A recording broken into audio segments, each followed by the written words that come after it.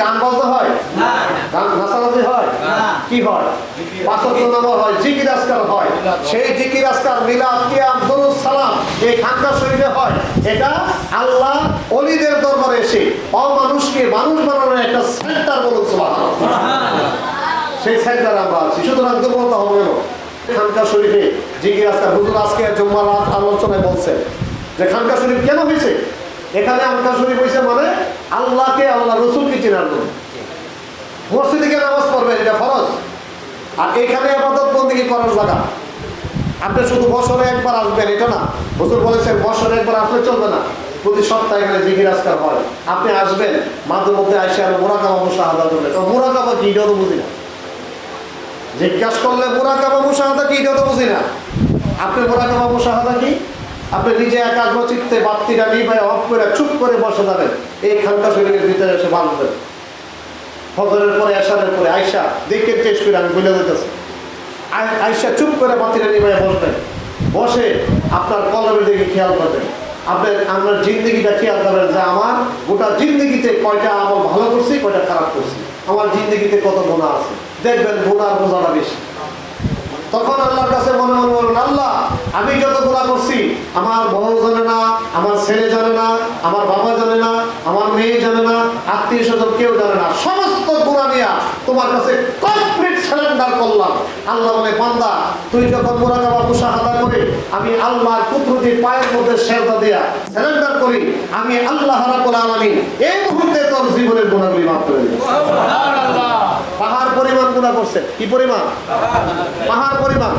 পাহাড় ছোট না বড়? পাহাড় ছোট না বড়? কত বড় গুনাহ? এক মণ। আল্লাহ বলে পাহাড় পরিমাণ গুনাহ করেছো। কি পরিমাণ?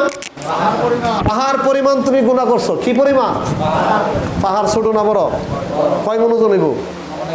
মাপ পারবেন? আল্লাহ বলছেন, বান্দা তুমি পাহাড় পরিমাণ গুনাহ করছো, সমুদ্রের ফেনা পরিমাণ গুনাহ করছো, এত বড় গুনাহগার তুমি।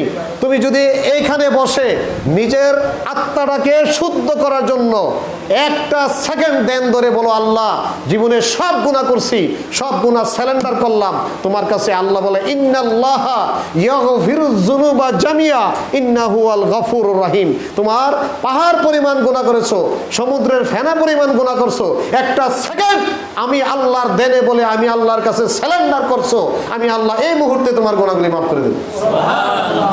বলেন আল্লাহ কয় সেকেন্ড লাগবে মাফ করতে? গুনাহ করছি 60 বছর, 1 সেকেন্ডে আল্লাহ মাফ করে দিয়েছে। এই খানকা শরীফে যখন আপনি মুরাকাবা মুশাহাদা নিছে, নিজেকে আত্মশুদ্ধি করার জন্য এখানে এসে বসে আল্লাহর কাছে সারেন্ডার করবেন, এই জন্য এটা দিয়েছে ইবাদত খানা। আলহামদুলিল্লাহ। বলে হুজুর যে নিয়ম দেয়, জিকির দেয়, এই জিকিরগুলি করবেন। জিকিরগুলি করে কলবটাকে পরিষ্কার করবেন। বলেন আলহামদুলিল্লাহ। প্রত্যেকের কলব আছে না নাই? আসেনি সবার কলব? সবার কলব পরিষ্কার নাই, গুনাহ করতে করতে কালো হয়ে রয়েছে। আমার মুর্শিদ কেবলা গালিব হোসেন সিদ্দিকী বলছে, বাবা একটা গুনাহ করবা একটা কালো দাগ পড়ে। এই মিয়া, কলবের মধ্যে একটা গুনাহ করলে কি পড়ে? একটা কালো দাগ পড়ে। একটা গুনাহ করলে একটা কালো দাগ পড়ে। কালো দাগ পড়তে পড়তে পড়তে পড়তে কলবটা কি হয়ে গেছে? একবারে জংকার ধরে কালো ছাই হয়ে গেছে। এই কলবটা নিয়ে কবরে গেলে জাহান্নাম ছাড়া আর কোনো উপায় নাই।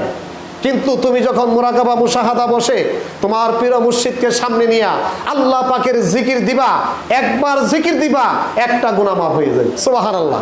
একবার আল্লাহ বলবা, গুনাহ মাফ হয়ে যাবে। আল্লাহ আল্লাহ বলতে বলতে বলতে বলতে বলতে বলতে এই কলবটা একবার আয়নার মতো পরিষ্কার হয়ে যাবে। সুবহানাল্লাহ বলেন।